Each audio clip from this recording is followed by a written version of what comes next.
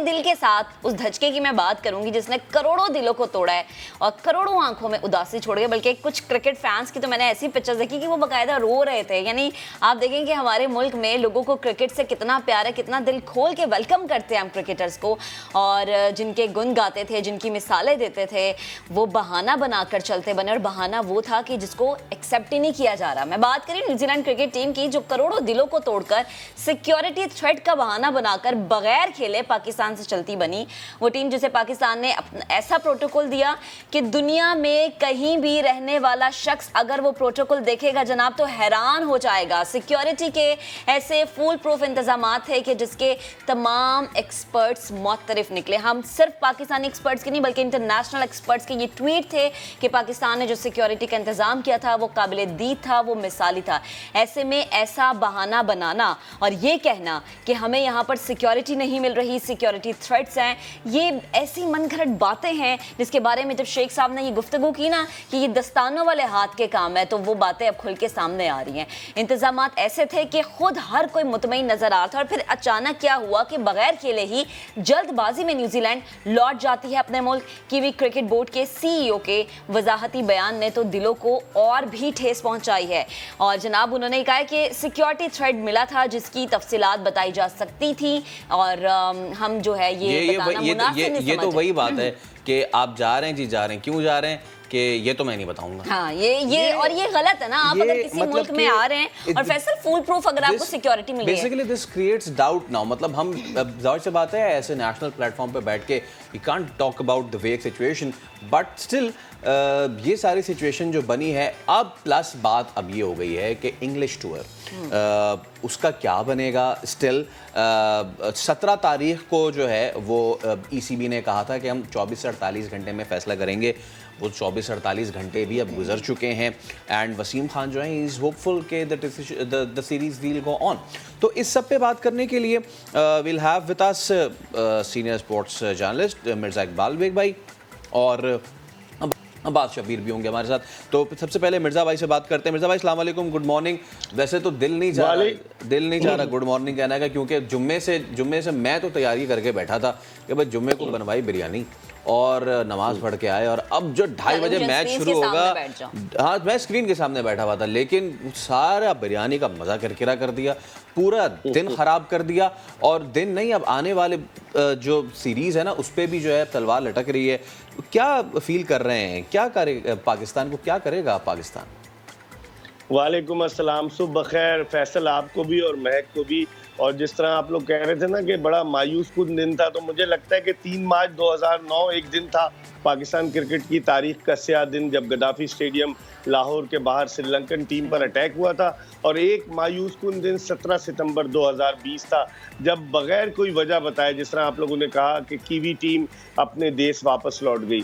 अभी फैसल चूँकि इंग्लैंड की क्रिकेट टीम को पाकिस्तान आना है, इस वक्त तो वहाँ पर सुबह के 5:30 बज रहे होंगे, लेकिन हम लोग कल रात से इंतज़ार कर रहे हैं कि ECB कोई ना कोई एलामिया जारी करे कि वो पाकिस्तान का दौरा कर रही है इंग्लिश टीम या नहीं। वहाँ पर एक माइंड सेट बनाया जा रहा है। माइकल वॉन जो उनके साबिक कप्तान है, उनका ट्वीट आया कि इंग्लिश टीम को बजाय पाकिस्तान का दौरा करने के, ये जो 13 और 14 अक्टूबर के 2 T20 मैचेस हैं ये UAE में खेल लेने चाहिए। तो आखिर क्यों खेल लेने चाहिए? इसका मतलब है कि वो 5 आइज जिन्होंने के टिप दिया था, जो न्यूजीलैंड का मीडिया कह रहा है कि 5 ममालिक की इंटेलिजेंस एजेंसीज जिनमें अमेरिका, बरतानिया, कनाडा, ऑस्ट्रेलिया और न्यूजीलैंड शामिल है, उनका एक नेक्सस है, उन्होंने जो है वो टिप दिया था। तो समझ में नहीं आता, वजह भी नहीं बताई कि जी वजह खुफिया रखी जा रही है। ये बहुत ही मायूस कुन सूरत हाल है। और अब तक इस सदमे से पाकिस्तानी शायकीन क्रिकेट तो क्या, क्रिकेट से वाबस्ता अफराद, चाहे वो कमेंटेटर हो, सहाफ़ी हो, हर तरह के लोग अब तक निकल नहीं पाए। और महक बिल्कुल सही कह रही थी कि एक अजीब व गरीब, और आपकी बिरयानी भी अब मेरे ख्याल में ठंडी हो चुकी होगी, 2 दिन हो गए तो खाई नहीं होगी फैसल ने, जितना फैसल को मोहब्बत है क्रिकेट से। और फैसल को क्या मिर्जा भाई, हर पाकिस्तानी को। लेकिन अफसोसनाक बात यह है ना कि आप अगर एक वजह बता रहे हैं कि हमें सिक्योरिटी थ्रेट मिला, लेकिन उस वजह को आप जाहिर नहीं कर रहे हैं, बता नहीं रहे हैं, तो मुझे नहीं लगता कि आप पाकिस्तानी क्रिकेट के ऊपर इस तरह से कोई भी इल्जाम या कुछ भी ऐसा। अब्बास शबीर को भी शामिल गुफ्तगू करते हैं। अब्बास भाई, वैसे तो अब्बास से भी बात करेंगे। चले वो सवाल मैं पहले आपसे कर लेता हूँ, फिर मैं आगे चलूँगा कि जो भी हमने कदम उठाया वो इंतहाई अफसोसनाक था, लेकिन ऐसे में जो हमारा पड़ोसी मुल्क है वो उसने बड़ा वावेला मचाया हुआ है। स्पोर्ट्समैन स्पिरिट कहाँ है मिर्ज़ा भाई? मैं देख रहा हूँ कि पूरे पाकिस्तान के फॉर्मर भी और करंट प्लेयर्स भी, इसके अलावा हमने देखा कि वेस्ट इंडियन प्लेयर्स, दीगर जो इवन न्यूजीलैंड के जो साइमन डूल हो गए या दीगर फॉर्मर कमेंटेटर्स हो गए, वो भी हमारे साथ बड़ी यकजहती कर रहे हैं, लेकिन स्पोर्ट्समैन स्पिरिट कहाँ है दुनिया की सो कॉल्ड नंबर 1 टीम की इस वक्त?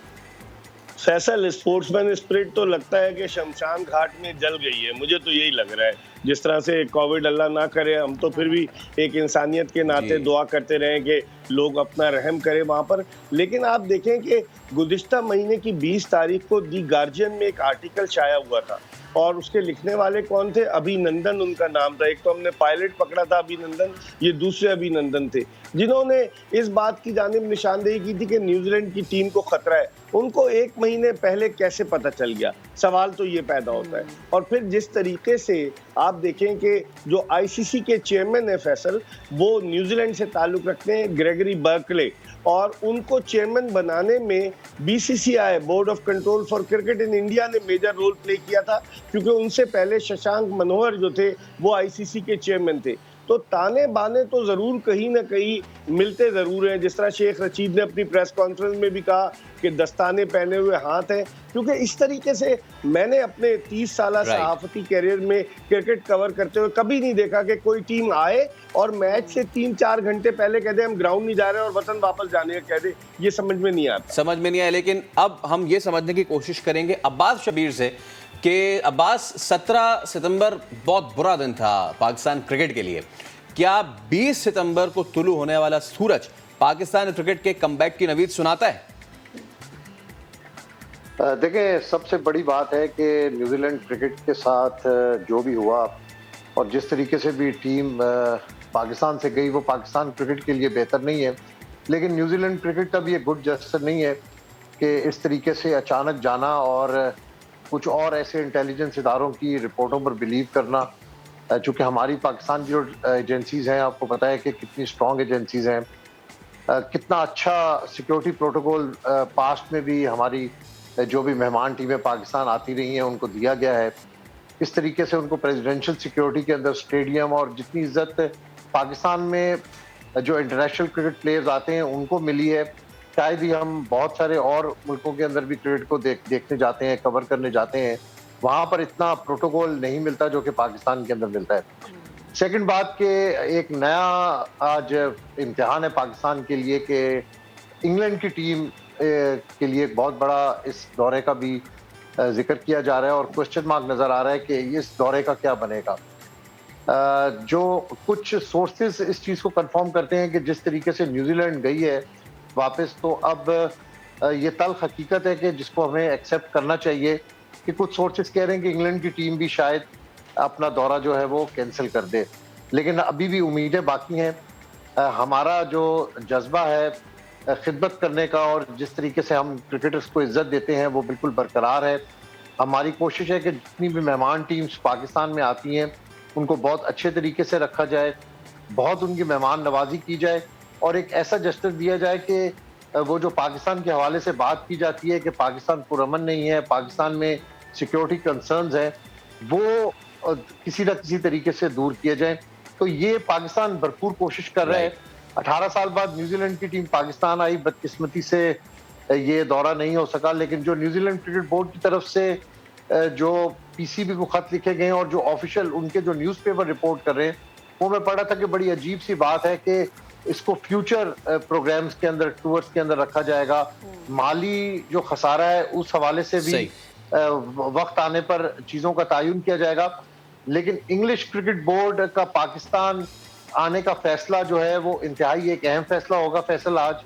और जो कुछ सोर्सेस कहते हैं कि अभी भी सोचो विचार जारी है, जो हमारी सिक्योरिटी टीम्स हैं और जो हमारा बोर्ड है उनकी तरफ से मुसलसल उनको ब्रीफ किया जा रहा है। न्यूजीलैंड क्रिकेट टीम के ऑफिशियल्स को भी और उनकी हुकूमत को भी 13 घंटे ब्रीफ किया गया। रात 3 बजे से कोशिशें शुरू कर दी गई थी कि किसी न किसी तरीके से न्यूजीलैंड क्रिकेट को टीम को रोका जाए।